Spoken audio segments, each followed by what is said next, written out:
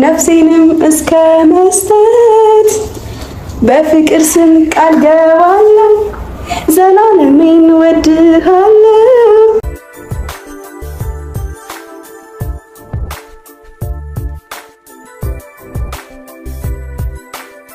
ዛሬ እንግዲህ ሀይሚ እጅግ በጣም ባልተጠበቀ ነገር መታለች። እንግዲህ በጣም የተበላሸውን ነገር ማለት ነው በውስጣቸው ገብቶ የሚበጠብጠውን ነገር አስወጥታ የሁለታቸው ፍቅር ለመመለስ ደፋ ቀና እያለች ትገኛለች ማለት ነው።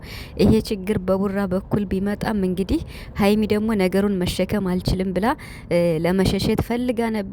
ግን ሁሉም ሰው ኡኡነ ያለው ለምን ትሸሻለሽ? አንቺ እኮ የቡራ ንግስት ነሽ። ስለዚህ ከቡራ ጎን ሆነሽ ነገሩን መጋፈጥ እንጂ መንሸራተትና ወደኋላ ማለት የለብሽም በማለት እንግዲህ የሁሉንም ሀሳብም ሰምታ እሷም የራሷንም ጨምራ ይሄው ፊት ለፊት እየተጋፈጠች ጭራሹንም ሁለታቸው ብቻ ነው ቪዲዮ የሰሩ።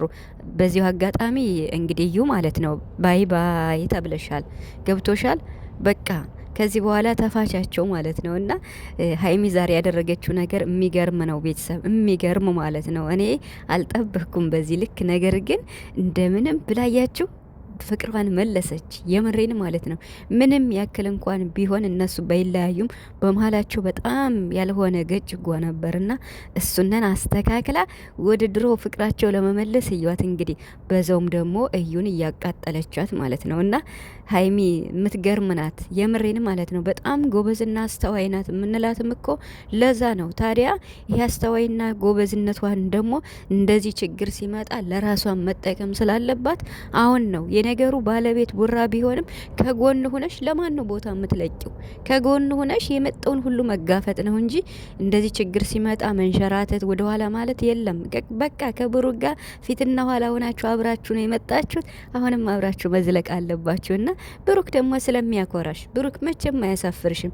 ብሩክ በእንደዚህ አይነት ተልካሻ ነገር መቼም አይገኝምና አንድ ቀን እውነቱን ይነግረናል ቡራ ማለት ነው። ሰላም ሰላም ቤተሰብ እንዴት ናችኋለሁ?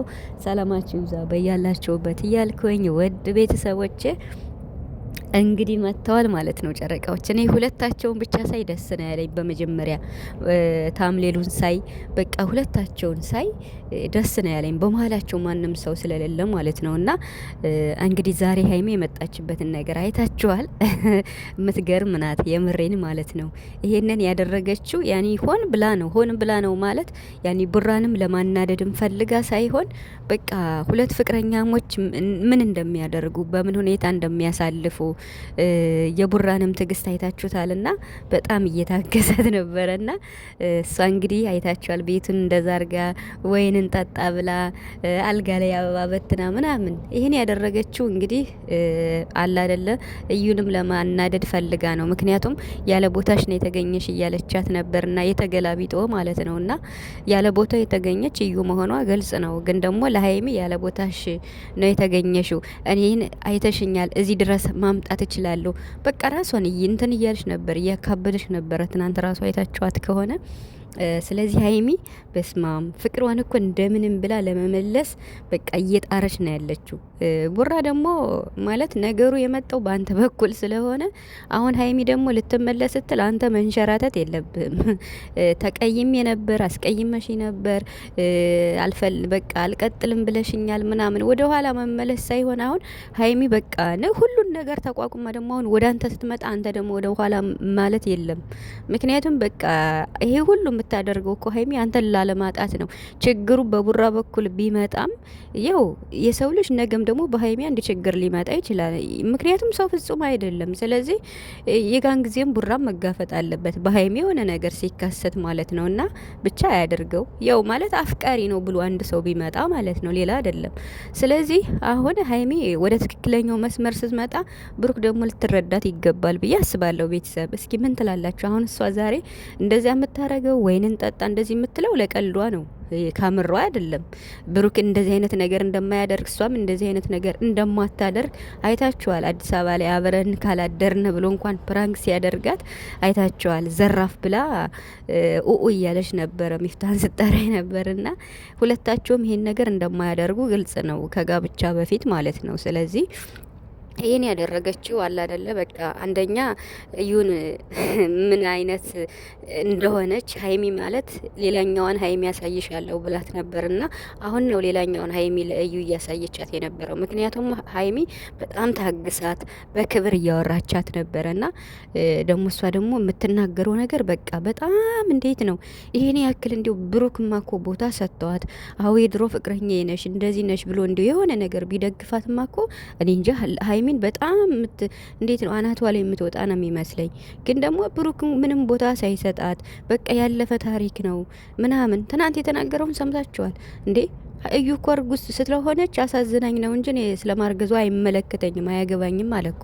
ያ ማለት እኮ በቃ ብያችኋለሁ፣ ምንም አይመለከተኝም ማለት እኔ በነገሩ የለሁበትም። አንድ ሰው እኮ ስላረገዘ ወይ የሆነ ነገር ስለሆነ ሰው ሊረዳው ይችላል። ሊረዳው ማለት የሚታገዝ ነገር ካለ የቡራ እንኳን ባይሆን ማለት ነው፣ ሊሆንም አይችልም።